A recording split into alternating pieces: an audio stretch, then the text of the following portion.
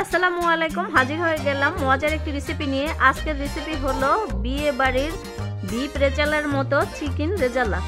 অনেকেই বিফ রেজালা বানায়, আজকে আমি চিকেন রেজালা বানিয়ে দেখাবো, তাও আবার ঘরে থাকা সামান্য কিছু মশলা দিয়ে। খুবই মজার এই রেসিপি। চিকেন রেজালা বানানোর জন্য এখানে আমি ব্রয়লার 2 কেজি মুরগি নিয়েছি। আপনারা চাইলে যে কোনো মুরগি দিয়ে করতে পারেন। আর মুরগির পিসগুলো অবশ্যই একটু বড় বড় পিস করে নিতে হবে। এখানে আমি দিয়ে দিলাম 1 টেবিল চামচ আদা বাটা, 1 টেবিল চামচ রসুন বাটা, 1 টেবিল চামচ ধনিয়ার গুঁড়া, 1 টেবিল চামচ হলুদের গুঁড়া, 1 টেবিল চামচ মরিচের গুঁড়া, 1 টেবিল চামচ জিরার গুঁড়া। দিয়ে দিলাম স্বাদ মতো লবণ আর কিছু তেল দিয়ে আমি মুরগির মাংসটাকে ভালো করে মেখে আধা ঘন্টার জন্য ঢেকে রেখে দিব। এই চিকেন রেজালার জন্য স্পেশাল কিছু মশলা বানিয়ে নিব। আর তার জন্য নিয়েছি 2টি টমেটো, একটা বড় সাইজের আর একটি ছোট সাইজের। আর এখানে আমি পেস্ট নিয়েছি 5-6টি। আর এখানে কাঁচামরিচ নিয়েছি 20-25টি। আর এখানে কাঠবাদাম নিয়েছি 30 গ্রাম। আর এলাচ নিয়েছি 10টি। এলাচের সঙ্গে দারচিনি নিয়েছি 4 টুকরার মতো। এবারে আমি টমেটোগুলো একটু ছোট ছোট করে কেটে নিব।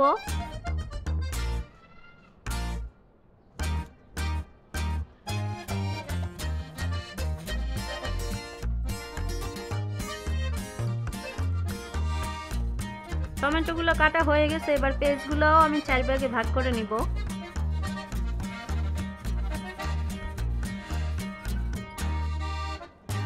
সব পেঁয়াজগুলো আমি কেটে নিয়েছি। সবগুলো কেটে নিয়েছি। আর বাকি যে কাঠবাদামগুলো আছে এগুলো একটু পাটায় বেটে নিব। আর বাকিগুলো গরম পানির ভিতরে সিদ্ধ করে নিব। 10 মিনিটের মতো করে সিদ্ধ করে নিব। আর অবশ্যই যখন এই চিকেন রেজালা বানাবেন এই মশলাটা অবশ্যই তৈরি করে নেবেন। এই মশলাটা দিয়ে যখন রেজালা বানাবেন সবাই খেয়ে আপনার ফ্যান হয়ে যাবে।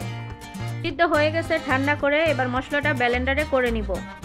ঠান্ডা করে ব্লেন্ডার করে নিয়েছি। আর রেজালার জন্য মশলাটা কিন্তু একেবারে রেডি। তো এবার চলে যাব রান্নায়। আমি এইদিকে মুরগির মাংসটা আধা ঘন্টার জন্য রেখে দিয়েছিলাম। আর এবারে আমি রান্নাটা বসিয়ে দিব। এই চিকেন রেজালাটা রান্না করার সময় তেলটা একটু বেশি দিতে হয়, তাই আমি এখানে 1.5 কাপ পরিমাণ তেল দিয়ে দিলাম। আর 1 কাপ পরিমাণ পেঁয়াজ কুচি দিয়ে দিলাম। আর এখানে 3-4টা এলাচ, আমি এলাচটা একটু ছেঁচে নিয়েছি। আর দিয়ে দিলাম 3-4 টুকরা দারচিনি।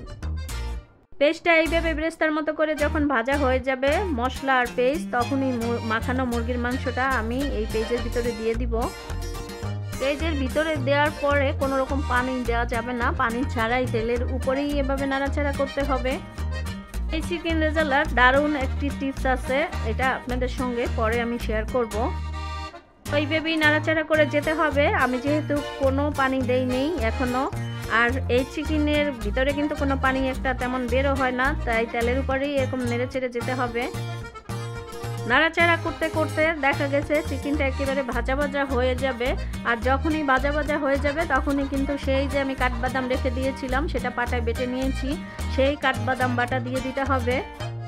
কাঠবাদামটা ভালো করে মুরগির মাংসের সঙ্গে এইভাবে মিশিয়ে নাড়াচাড়া করা যখন হয়ে যাবে তখনই সেই বাকি মশলাগুলো দিয়ে দিতে হবে। তো আমি সেই কাঁচামরিচ পেস্ট আর টমেটোর যেই পেস্টটা বানিয়ে রেখেছিলাম সেই পেস্টগুলোও আমি দিয়ে দিলাম।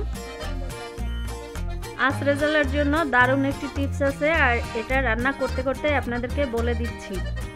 তো এভাবে করেই নাড়াচাড়া করে যেতে হবে। আর নাড়াচাড়া করতে করতে যখন একেবারে ভালো করে কষানো হয়ে যাবে তো সেই পর্যায়ে আমি অল্প কিছু পানি দিয়ে দিব।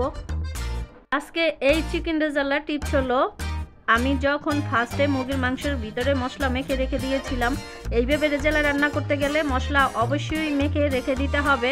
আর তার কারণ হয়েছে অনেক সময় কিন্তু ব্রয়লার মুরগি রান্না করতে গেলে অনেকেরই গলে যায়। আর যখন আপনি মশলা মেখে ব্রয়লার মুরগিটা রান্না করবেন তখন কিন্তু মুরগির মাংসটা আর গলে যাওয়ার কোনো সম্ভাবনা থাকে না, এটা গরুর মাংসের মতো একেবারে শক্ত থাকে।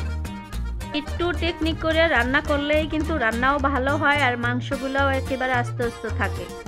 রেজালার একটা সুন্দর ফ্লেভার রান্নার জন্য আমি কেওড়া জল দিয়ে দিলাম 1/2 চামচের মতো। কেওড়া জল দেওয়ার পরে একটু নেড়ে চেড়ে আমি হালকা অল্প কিছু পানি দিয়ে দিলাম। আর পানি দেওয়ার পরে এবারে আমি একটু ঝোলটা টানিয়ে রান্না করে নিব।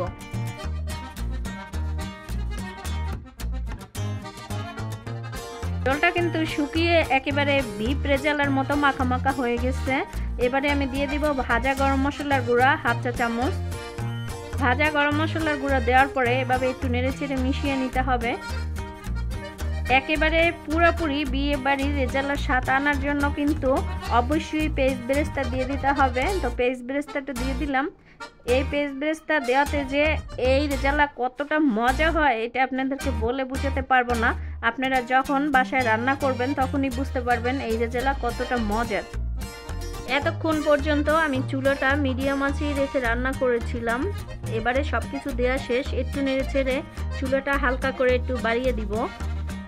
তো চুলাটা একটু বাড়িয়ে দিয়েছি, এবারে একটু জাল করে নিয়েই আমি চুলাটা অফ করে দিব।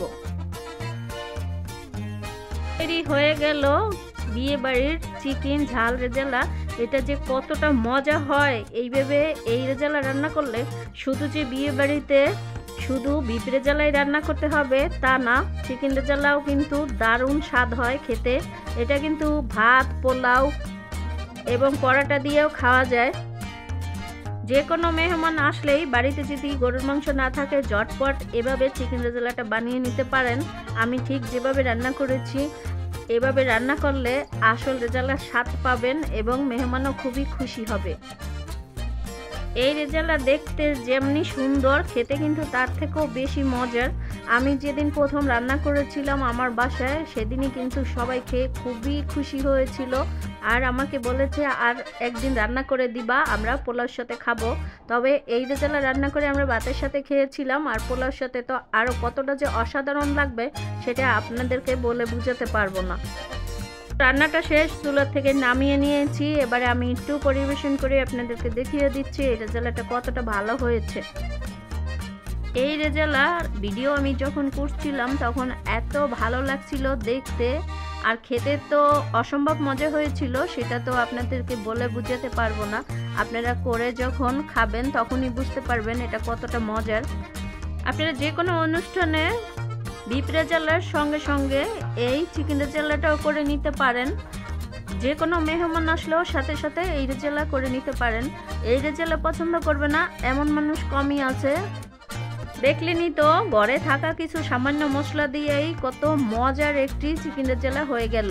আমার মনে হয় সবার ঘরেই এই ধরনের মশলা সবসময় থাকে। তো আর একটু হাইফাই স্টাইলের চিকেন রেজালা যদি দেখতে চান অবশ্যই কমেন্ট করে জানাবেন। আর আজকের রেজালা কেমন লেগেছে অবশ্যই জানাতে ভুলবেন না। আজ এ পর্যন্তই, আল্লাহ হাফেজ।